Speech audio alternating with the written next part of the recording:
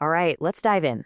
Today we're talking about a philosophy that's really a rebellion, but it's not against a government or some big system.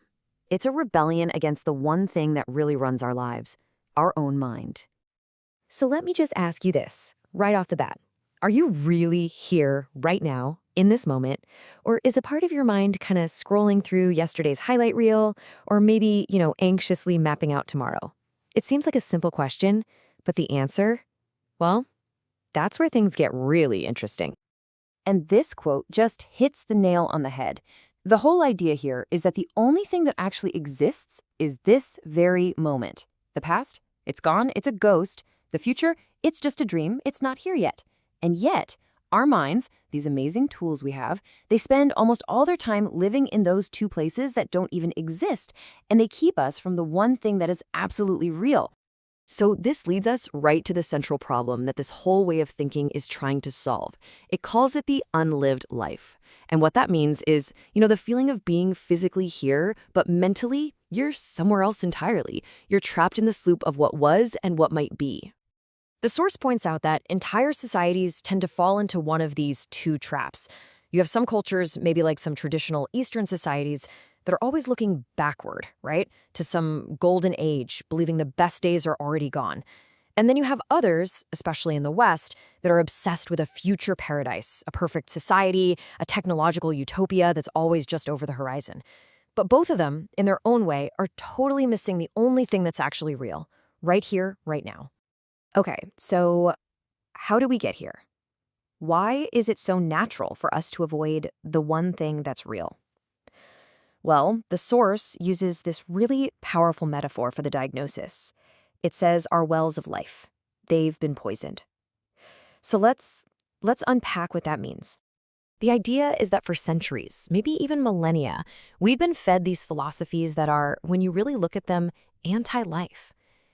Teachings that say life is a punishment for some ancient sin, or that it's just a test you have to suffer through to get a reward after you die. And all this messaging, it quietly, subtly turns us against the actual, raw experience of just living.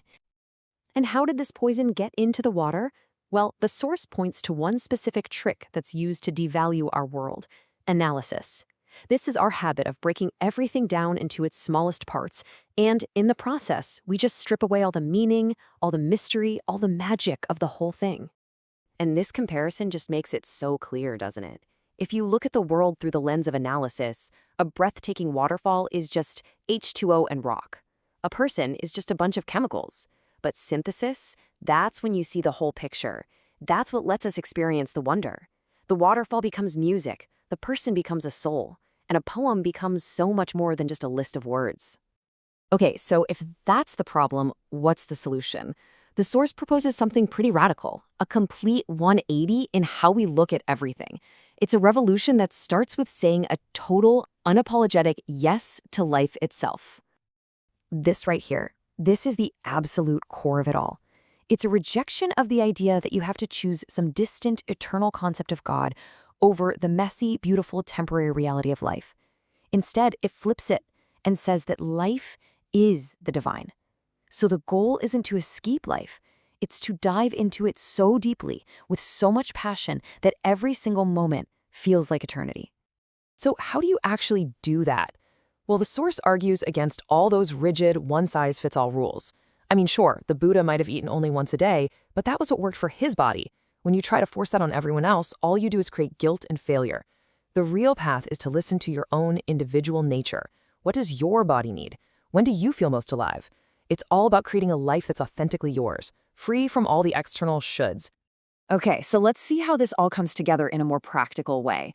To make this whole life-affirming idea something you can actually grab onto, the source lays out 4 pillars, 4 fundamental principles you can build your temple of life on. So first up, life affirmation. This is all about a deep, foundational gratitude for being here. There's a story about the poet Rabindranath Tagore that before he died, he just said, "Thank you for the opportunity to live." That's the vibe.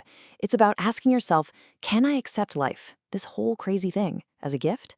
With all its joys and its sorrows, with no conditions attached? The second pillar is meditation. But, and this is a really big but, it's probably not what you're thinking. This isn't about closing your eyes and escaping the world. It's the exact opposite. It's about being fully in the world, in the noise, in the family, in the chaos, but still holding on to a calm, untouched center inside yourself.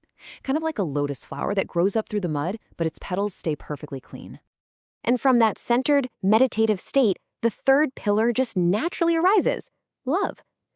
See, in this view, love isn't something you have to go out and find or force.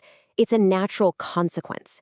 It's a byproduct that just overflows from a person who's grounded in the now and at peace with themselves. And that brings us to the fourth pillar.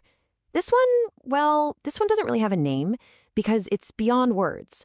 It's the ultimate experience that just blossoms when you're living the first three.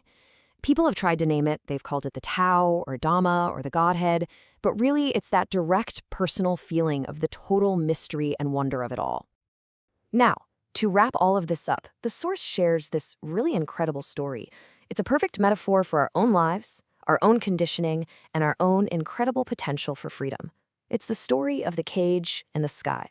So the story starts with this wild bird whose whole existence, its song, its flight, is just pure freedom. An emperor sees it, becomes totally captivated, and he traps it. He puts it in this magnificent golden cage filled with diamonds and pearls. He gives it security, comfort, luxury, literally everything except the one thing that actually matters to the bird. And that's really the question at the heart of this, isn't it? For a being who has actually tasted true freedom, what's a golden cage worth? The bird just becomes miserable. It's terrified it's going to forget how to fly, that it's going to get used to its beautiful prison. And then one day, everything changes.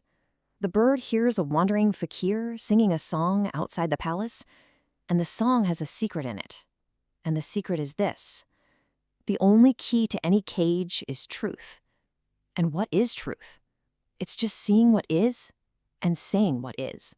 That's it. Nothing more, nothing less.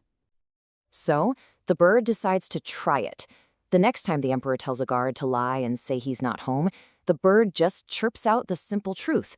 No, the emperor is at home. And the emperor is furious at this inconvenient truth. He orders the bird to be thrown out of the palace. And in that very moment of being rejected, of being cast out, the bird finds the one thing it was longing for: its freedom, its wings, its sky. So the story is over, but it leaves us with this question, turning it right back on us. We all live in cages of some kind, right? Cages of other people's expectations, of our own fears, of comfortable lies. So the final thought I want to leave you with is a personal one. What simple, honest truth, if you just had the courage to say it out loud, would open the door to your sky?